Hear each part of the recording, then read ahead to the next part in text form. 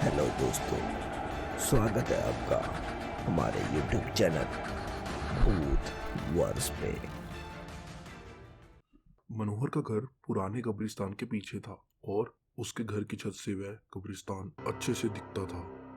वह रोज उस कब्रिस्तान को पार करके अपने काम पर जाता था। मनोहर के दो बच्चे थे। दोनों बच्चे बड़े ही शैतान थे। बड़े बेटे का नाम रॉकी और छोटे बेटे का नाम विक्की था। एक बार गर्मी की छुट्टियों में रॉकी और विक्की की बहन सोनिया भी आई हुई थी। तीनों मिलकर रात के लगभग 12 बजे एक रूम में ट्रूथ एंड डेयर खेल रहे थे। रॉकी सोनिया से पूछता है कि तुम ट्रुथ लोगी या डेयर। सोनिया डेयर लेती है और पूछती है, कि तुम लोग कुछ खतरनाक करने के लिए तो नहीं कहोगे ना। रॉकी, ये हुई ना बात, तो जाओ अब छत पर से घूम करके आओ और छत पे रखे गमले में से फूल तोड़ के लाना, तभी हमें पता चलेगा कि तुम छत पे गई थी। सोनिया, छत पर से तो कब्रिस्तान दिखता है। नहीं, मैं नहीं जाऊंगी। और रॉकी और विक्की दोनों सोनिया को छत पर जाने के लिए जबरदस्ती करते हैं। सोनिया छत पर चली जाती है और जैसे ही गमले में लगे फूल की तरफ बढ़ती है, तभी उसकी नजर कब्रिस्तान की ओर पड़ती है। कब्रिस्तान में एक बड़ा सा सूखा पेड़ होता है और वह देखती है कि उस पेड़ पर एक कटी हुई लाश लटक रही है। सोनिया उसे देखती है और जोर से चिल्लाते हुए बेहोश हो जाती है। फिर जब सोनिया बहुत देर तक छत पर से नहीं लौटती, तो रॉकी और विक्की दोनों डर जाते हैं और वह छत पर जाकर देखते हैं तो पाते हैं कि सोनिया बेहोश पड़ी है। वो तुरंत मनोहर को बुलाते हैं और सारी बात बताते हैं। मनोहर, तुम तीनों को ऐसा खेल खेलने की क्या जरूरत थी? और रॉकी, तुम तो जानते हो ना उस कब्रिस्तान के बारे में, कैसी कैसी खबरें आती हैं, फिर भी तुमने सोनिया को रात में छत पर जाने के लिए बोला। रॉकी, सॉरी डैड, मुझसे गलती हो गई, हम आगे से ऐसा नहीं करेंगे।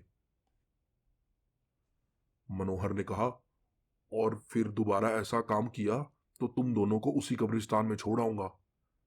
अच्छा सोनिया बेटा, ये बताओ, तुमने ऐसा क्या देख लिया था कि तुम वही बेहोश हो गई? सोनिया सहमी हुई हालत में मनोहर को सारी बात बताती है कि उसने क्या देखा। मनोहर ने उस कब्रिस्तान के बारे में ऐसी खबरें पहले भी सुनी हुई है, इसीलिए वह सोनिया को डांटता नहीं है और उसकी बात मान लेता है और बच्चों को संभल कर रहने की सलाह देता है। एक दिन मनोहर को काम से छुट्टी मिलने में देर हो गई और उसे वापसी में ऑटो भी नहीं मिल रहा था, तो वह पैदल ही घर की तरफ आ रहा था। इधर विक्की और रॉकी दोनों आपस में बात कर रहे होते हैं और रॉकी बोलता है कि विक्की, तुम्हें क्या लगता है सोनिया ने जो कहा था वो सच है क्या? मुझे तो लगता है कि बस बातें बना रही है। विक्की ने कहा, अरे नहीं भाई, तुमने उसकी हालत नहीं देखी, एक दिन भी यहां रुकी नहीं, वो तुरंत अगले दिन घर चली गई अपने। रॉकी ने कहा, चलो हम कब्रिस्तान में जाकर खुद ही देख लेते हैं। विकी ने कहा, अरे भाई तुम पागल तो नहीं हो गए हो, मुझे अपनी जान बहुत प्यारी है, मैं कहीं नहीं जाऊंगा और तुम भी मत जाना। विकी के मना करने के बाद भी रॉकी नहीं मानता और वह अकेले ही कब्रिस्तान की ओर चल देता है। कब्रिस्तान का दरवाजा खोलता है और अंदर चला जाता है। वह उस पेड़ की ओर भी देखता है जहां पे सोनिया ने वो कटी हुई लाश देखी थी। और रॉकी खड़े होकर उस पेड़ को देख ही रहा होता है कि कोई हाथ उसके पैरों को पकड़ के खींच लेता है और रॉकी डर जाता है और जोर जोर से चिल्लाने लगता है कि बचाओ बचाओ, छोड़ दो मुझे, मुझसे गलती हो गई, मैं आगे से ऐसा नहीं करूंगा, मुझे छोड़ दो। दूसरे कोने पर एक कब्र होती है जो कि खुली हुई होती है और उसके ऊपर खून लगा होता है। वह अदृश्य हाथ रॉकी को खींच कर ले जाता है और उस कब्र में ढकेलने की कोशिश करने लगता है। और रॉकी चिल्लाता है कि छोड़ दो मुझे, मुझसे गलती हो गई, मैं यहां फिर कभी नहीं आऊंगा, मुझे मत मारो, मुझे जाने दो। मनोहर काम से पैदल घर पहुंचने वाला होता है। जैसे ही वह कब्रिस्तान से गुजरता है, उसे रॉकी की आवाज सुनाई देती है।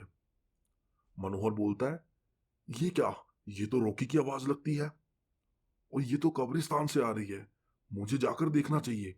मनोहर कब्रिस्तान में चारों ओर देखता है, लेकिन रॉकी कहीं नजर नहीं आता। वह घर लौटकर आ जाता है और विक्की से पूछता है कि रॉकी कहाँ है। विक्की बताता है कि पापा, मेरे बार बार मना करने के बाद भी रॉकी कब्रिस्तान में चला गया। वो जानना चाहता था कि सोनिया जो कह रही थी वह सच है या नहीं। मनोहर बोलता है, हमारे पास समय बिल्कुल भी नहीं है। जाओ, घर के मंदिर से शंख में जो जल रखा है वो जल्दी से लेकर आओ। हमें रॉकी को खोजने कब्रिस्तान जाना होगा। विकी वो जल लेकर आता है। मनोहर और विक्की कब्रिस्तान में जाते हैं। मनोहर जल छिड़कता है और फिर उसे किसी के घसीटने का निशान दिखाई देता है। वह समझ जाता है और फिर उस निशान का पीछा करते हुए कब्र तक पहुंच जाता है। मनोहर कब्र के आसपास वो जल छिड़क देता है और कब्र में से अजीब अजीब सी आवाजें आने लग जाती है। विक्की ये सब देखकर बहुत डर जाता है।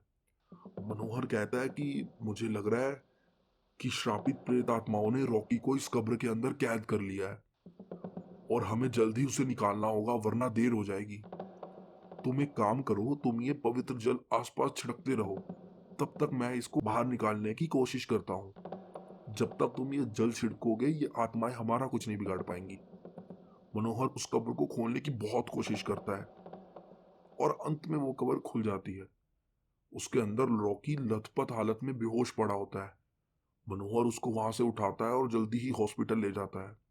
उसकी हालत बहुत गंभीर होती है, लेकिन कुछ हफ्तों बाद वह ठीक हो जाता है और घर वापस आ जाता है। और उसके अगले ही दिन मनोहर उस घर को छोड़कर शहर से दूर कहीं दूसरे घर में चला जाता है। उस दिन के बाद मनोहर उस पुराने घर में कभी नहीं आया और उस दिन के बाद रात को उस कब्रिस्तान की सड़क से कोई भी नहीं गुजरता।